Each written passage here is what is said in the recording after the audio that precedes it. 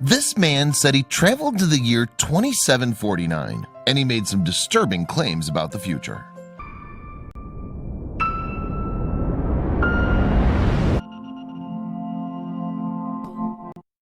But before we start, please make sure to subscribe and hit the bell so you never miss an upload from us. Also, leave a like right now. At the height of World War II, brothers Al Bielek and Duncan Cameron were drafted into a very important government mission. Sat aboard the USS Eldridge while docked at Philadelphia, the two had to monitor the tests of a new scientific invention. But by some freak occurrence, the pair went on a journey beyond anyone's wildest imagination. Now, one of the most prevailing ideas in speculative fiction is that of time travel. In 1895, H.G. Wells released The Time Machine, which detailed a Victorian inventor's quest into the 802nd century. Since then, humanity's been obsessed with whether the idea of traversing time and witnessing what our future holds is possible. While the majority of people see time travel as science fiction, some have claimed that it could become a reality. For instance, the late physicist Stephen Hawking speculated that it could be possible someday for man to travel through time. However, there are those who claim that these journeys have actually already happened. By many accounts, Al Bielek was an unusual child. Apparently born in 1927, the boy could recite amazing knowledge in school, which led to the nickname Walking Encyclopedia. Moreover, he reportedly had genius levels of recollection. For instance, he claimed to remember and understand a conversation overheard at the age of 9 months. And yet the most remarkable aspects of Bielek didn't come forward until after his 60th birthday. Yes, in 1988, he watched a film named The Philadelphia Experiment. Originally released in 1984, the Stuart Raffel-directed sci-fi began on the decks of the USS Eldridge in the Second World War. Wishing to hide their ships, U.S. Navy officials concocted a device to make them invisible to radar. Watching the film unfold, Bielek saw scientists test out a device on the Eldridge. However, the contraption worked too well. Rather than taking the ship out of sight, the experiment had instead transported its crew to the future of 1984. Based on urban legend, the Philadelphia Experiment was a fantastical tale for most who saw it. And even its original writer, John Carpenter, admitted that the story was absolute bullshit in a 2016 chat with Justin Bean. But for Bielek, there was something about the film that ran uncomfortably close to real life. Bielek had flashbacks to something akin to what he'd seen on screen. Before his very eyes, he claimed, appeared visions of a shady government experiment and encounters too vivid to be imagined. Was Bielek losing his mind, or were the sights he was seeing genuine? Racked with uncertainty, Bielek searched for ways to unlock the secrets embedded in his mind. And by undergoing different New Age treatments, the amnesiac found a host of long-buried memories returning to him. Weirdly, piece by piece, Bielek began to unravel a supposed truth, not only about himself, but about the space-time continuum. Initially, perhaps, the most shocking revelation to Bielek was that Bielek apparently wasn't his real name at all, as he came to believe he was actually born Edward Cameron in 1916. Furthermore, the people he'd come to know as his parents were only legal guardians assigned to raise him by government officials. In regards to his real family, Bielek had a biological brother named Duncan, whom he was now separated from. Make sense so far? Well then, let's continue. So the Philadelphia Experiment, as Bielek claimed, was completely real, and he'd been part of it. Following his revelation, the conspiracy theorist took time piecing together the fragments of his shattered past. Then, at a 1990 Mutual UFO Network, MUFON, conference in Texas, Bielek came forward with what he believed was the truth. Standing in front of the audience that day, Bielek stated that he was a survivor of the Philadelphia Experiment. Both he and his brother enlisted in the project during World War II, although it began around 1931. And they were both on board the USS Eldridge, he insisted, when tests were carried out in 1943. According to Bielek, the project, which was intended to hide U.S. ships from Nazi U-boats, involved some great minds. Of note, the scientists included John Hutchinson, John von Neumann, and Nikola Tesla. But ultimately, the group would allegedly create something more revolutionary than invisibility.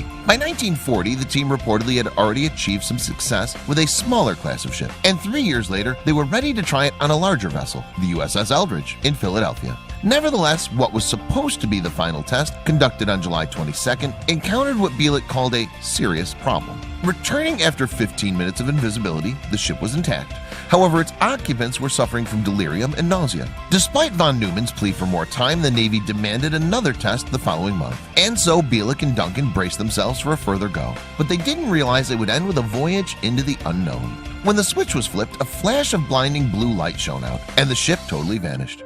4 hours later, the Eldridge snapped back into existence, but with grotesque ramifications to its crew. When officials inspected the vessel, they found 5 sailors stuck in the ship's metal flooring, and those lucky enough to still be alive had apparently gone insane. Moreover, Bielik and Duncan Cameron were nowhere to be found. What allegedly happened to the brothers is beyond most people's comprehension. As soon as they realized something was wrong, Bielik and Duncan both jumped overboard. But instead of landing in the waters of Philadelphia in 1943, the pair hit the shore of Montauk, New York. And instead of being the 1940s, they were actually now in 1983.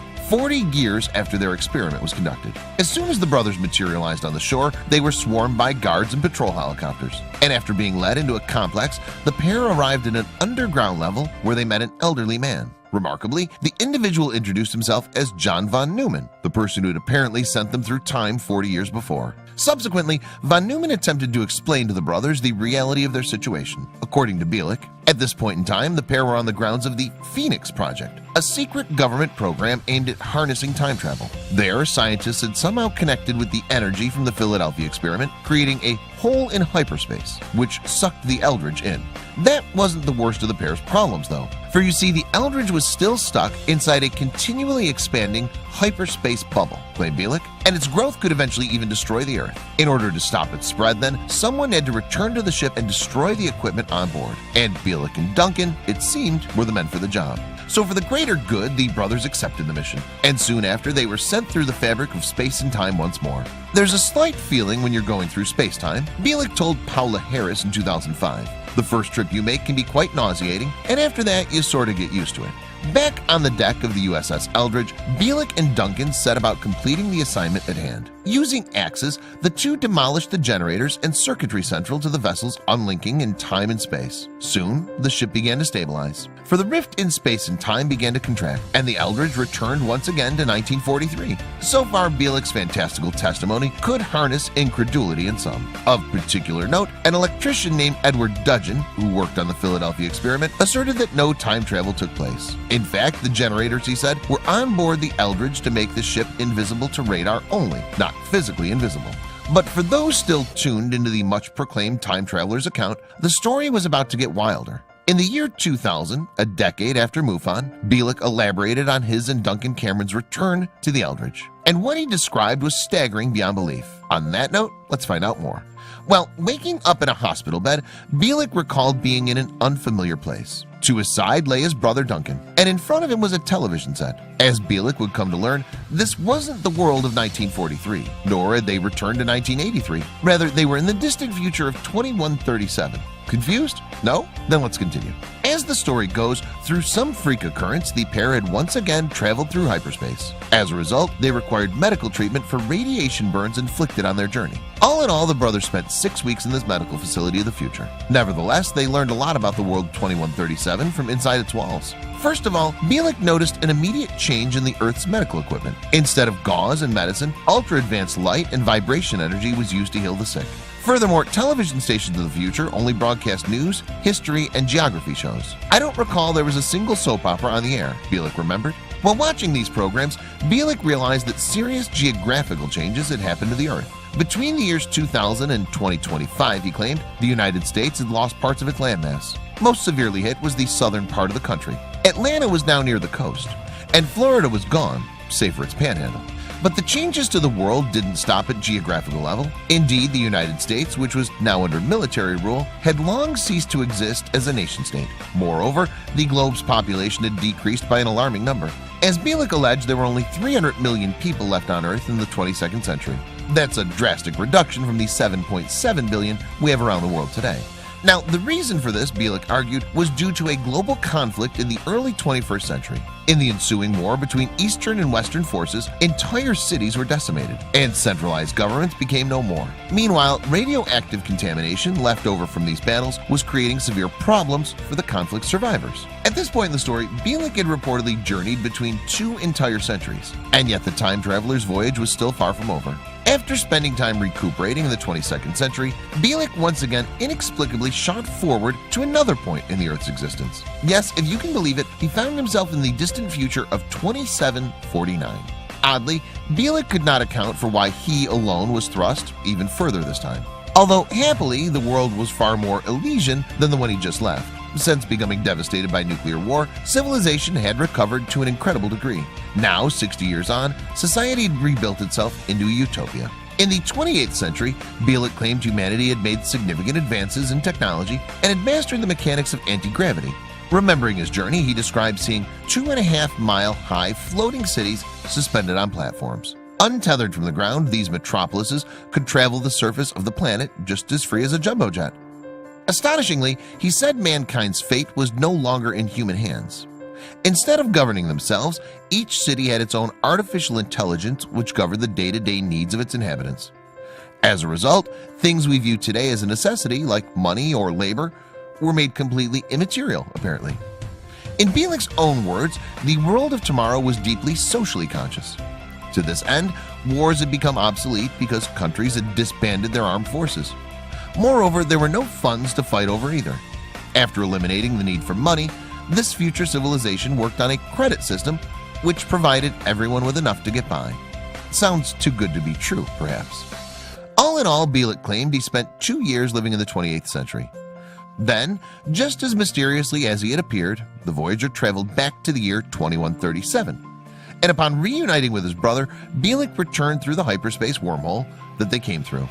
But just when you thought the story couldn't get any weirder, well, it did. Because although Bielek found himself unharmed in Montauk in 1983, his brother wasn't so lucky. Due to a freak occurrence brought on by time travel, Duncan began to age phenomenally fast and died soon afterwards. In an effort to save his brother's consciousness, though, Bielek persuaded his parents to conceive another child. And, wait for it, their child received Duncan Cameron's thoughts and memories, said Bielek. After his journey between centuries, Bielek claimed that he remained on the Montauk Project, working with von Neumann on time travel. But they weren't alone. They also had the reincarnated Duncan's psychic abilities. But soon, allegedly, the military became spooked by what Bielek had witnessed of the future. Consequently, the decision was made to de-age him, delete his memories, and transport him to 1927 under a new persona, as you do. Of course, whether or not Bielek's version of events can be believed is really up to the individual. However, it's fair to say that even the most gullible of us would have problems accepting his account at face value. Crucially, in the 75 years since the Philadelphia experiment supposedly took place, the US Navy has never confirmed its existence. But for conspiracy theorists who back Bielek, that behavior would be typical of any authority. On the contrary, some of his predictions for the future have already failed to materialize. So whatever happened on that day in 1943, it seems we may never know. For in 2007, Bielek passed away from a stroke, leaving many questions unanswered about the Philadelphia experiment and Project Phoenix. But if his claims about the future are anywhere near true, we can be sure of a brave world before us.